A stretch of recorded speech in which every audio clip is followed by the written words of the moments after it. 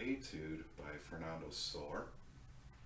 And Fernando was a really important classical guitar composer from the classical era. And many think that he is the most prolific, that he wrote the finest compositions for the guitar from that era. And he was born in Spain. However, he lived most of his life in Paris, and his music certainly, in my ear, reflects more of a European tradition than a Spanish sounding, for the most part. What is an etude? Well, it's a study piece, and every etude focuses on a specific technical aspect of playing your instrument. And that could be many things. It could be scales, it could be block chords, it could be arpeggios. In this case, we have an arpeggio-based song with a melody normally on the top. And the idea here is for the performer to separate that melody and make that melody in the foreground, put the melody in the foreground and how they play it, and the accompaniment notes or the arpeggio notes in the background. So I believe that's what Soar was really trying to teach the students who play this piece. So I think if we just look a little bit at this piece, we can sort of talk about some of those ideas and concepts.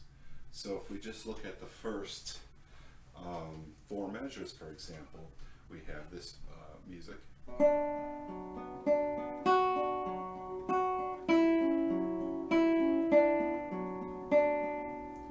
Okay, essentially you have right away a B minor chord here in the left hand, and in the right hand I'm plucking through an arpeggiated pattern there. And what I'm trying to do is use a technique here called a rest stroke in the right hand, and that allows me to bring that melody out to make it more present and more in the foreground versus the arpeggio notes or the accompaniment notes, which are in the background or softer. So if you don't know what a rest stroke is, essentially when I pluck a string, let's say I'm plucking the first string with my A finger, I would pluck the first string and touch briefly the second string.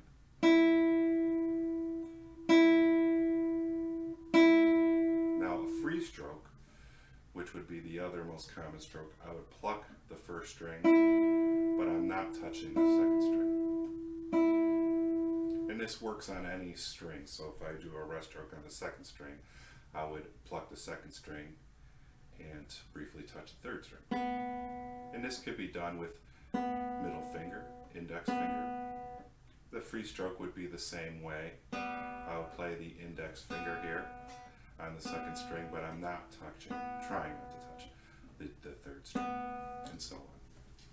So what needs to happen right away is we're going to pluck this B note in the bass, and then the D note on the top of the second string, third fret. It's actually really tricky when you think about it to do that, because you're doing a free stroke with this note on the fifth string. You're doing a rest stroke here with the right hand. And so the challenge is to use both techniques and to actually play the notes at the same time. That's not always as easy as it sounds. You may even have to practice that, but we don't want it to sound like this. I'm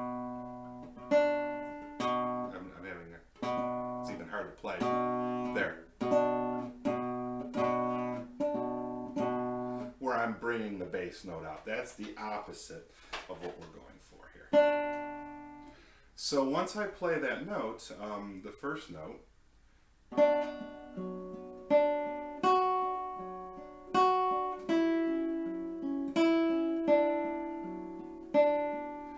I'm trying to play the other notes softer. With not only am I using free stroke with the arpeggiated notes, but I'm trying to play them softer.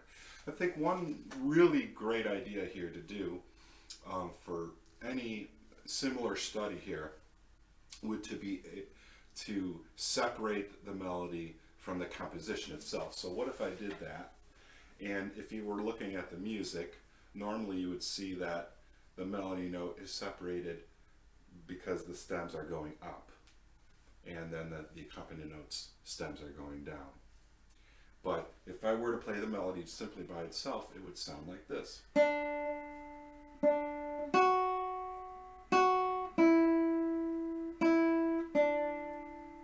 Okay, so really a simple melody, but gorgeous. I think it's gorgeous in the context of the harmony and the overall piece. So that's the melody that we really are trying our best to bring out, to make present. And this is what we're going for again.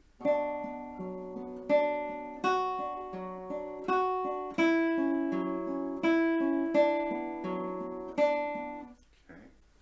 Another thing that's going on is you see the third finger of the left hand is holding this F sharp note on the fourth string. That's the fourth fret. And it's really a fixed finger, meaning you don't want to lift it or move it. Okay, because if you do, it's going to sound sort of choppy, and it ends up being a lot of lifting and placing back down. So it's actually not only better musically, but technically better to just hold that finger down. You may have to fight that for a little while if you're not used to holding a finger down like that, one finger, versus the other ones maybe are lifting and changing, which is a challenging part of playing classical guitar. So this will, I want you to try to notice this time how my third finger doesn't lift or shouldn't lift.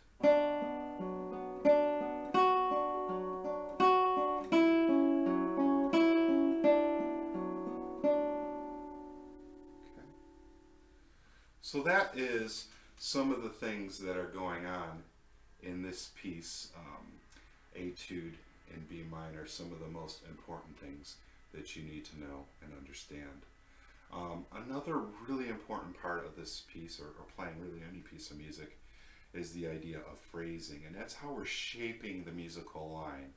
We don't want to play this melody the same dynamic in the same way all the way through the composition. So what you're going to want to do here is think about where the melody begins and ends is in terms of the phrases.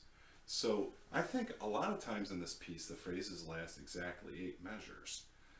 So what we're going to do here is sort of phrase it that way. So I'm going to start softly, build up a little more dynamic near the middle and end of the phrase, and then at the end of the phrase get quieter so it has a beginning, a middle, and an end, or a shape. That's one of the ways that you can shape the piece.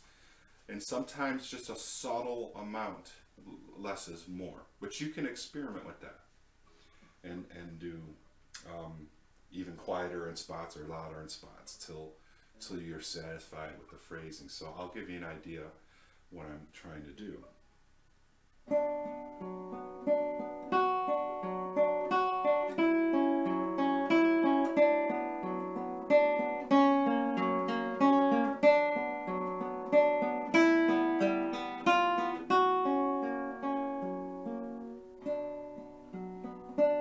Okay, and you heard hopefully some dynamics there of them building up, and then when they resolved at the end of the phrase, I got quieter and I also slowed down just a touch, and that created some of the phrasing ideas that I'm using in the piece.